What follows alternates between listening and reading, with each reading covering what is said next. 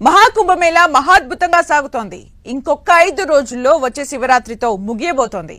అయితే ఆ శివరాత్రికి ఆకాశంలోనూ మరో అద్భుత ఖగోళ దృశ్యం గోచరించబోతోంది.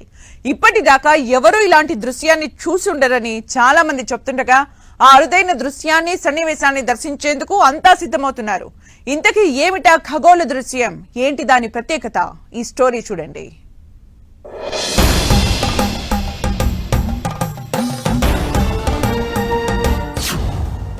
రాబోయే శివరాత్రికి మహాద్భుతం.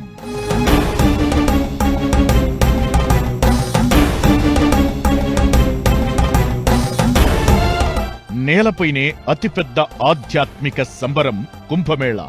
ఆ కుంభమేళాకి ఆఖరి రోజు ఈ శివరాత్రి. ఈ శివరాత్రి ప్రత్యేకత అంతా ఇంతా కాదు. ఇది 144 ఏళ్లకి ఒకసారి వచ్చిన ఘడియలుగా చెబుతున్నారు. శనిత్రయోదశి రోజు కూడా అదే రోజు కావడంతో శివభక్తులందరికీ ఇది చాలా విశిష్టత కలిగిన రోజుగా చెబుతున్నారు. అదొక్కటే కాదు, ఆకాశంలోనూ మరో అద్భుతం జరగబోతోంది.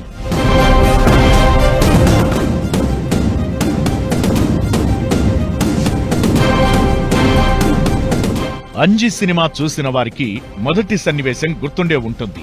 72 ఏళ్లకు వచ్చే ప్రణవ శివరాత్రి రోజున ఆకాశం నుంచి దేవతలు పంపే శక్తుల కిరణాలు ఎక్కడో ఉన్న ఆత్మలింగాన్ని అభిషేకిస్తాయని.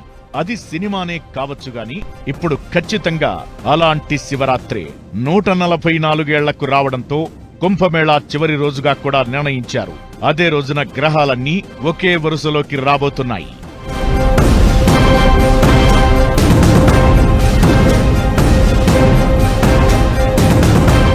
నవగ్రహాలన్నీ కూడా ఆకాశంలో కుంభమేళాకి ముగింపు పలకడానికి వస్తాయా అన్నట్లుగా ఒకే వరుసలోకి వస్తాయి. సూర్యగ్రహణం, చంద్రగ్రహణం సమయాల్లో సూర్యుడు, భూమి, చంద్రుడు ఒక వరుసలోకి వస్తాయి. అలా ఇప్పుడు శివరాత్రికి అన్ని గ్రహాలు ఒకే వరుసలోకి రావడమే అద్భుతం. ఇది కుంభమేళా కార్యక్రమానికి సరైన ముగింపునిచ్చే ఖగోళ దృశ్యంగా భావించవచ్చు.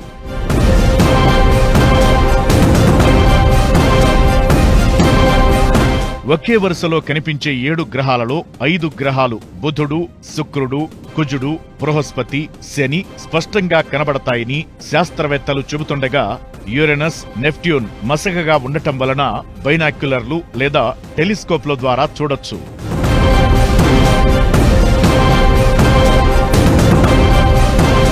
ఈ అద్భుత దృశ్యాన్ని మన దేశవాసులు సులువుగానే దర్శించవచ్చు. శివరాత్రి లింగోద్భవ కాలం మనవారికి ఓ విశిష్టమైన కాలం. ఆ సమయానికే ఇలా అరుదైన మహాకుంభమేళా ముగింపు, గ్రహకూటమి దర్శనం అనేది ఓ అరుదైన అవకాశం. నమ్మేవారికైనా నమ్మని వారికైనా ఇలాంటి దృశ్యాలు once in a lifetime ఆపర్చునిటీగా చెప్పాలి.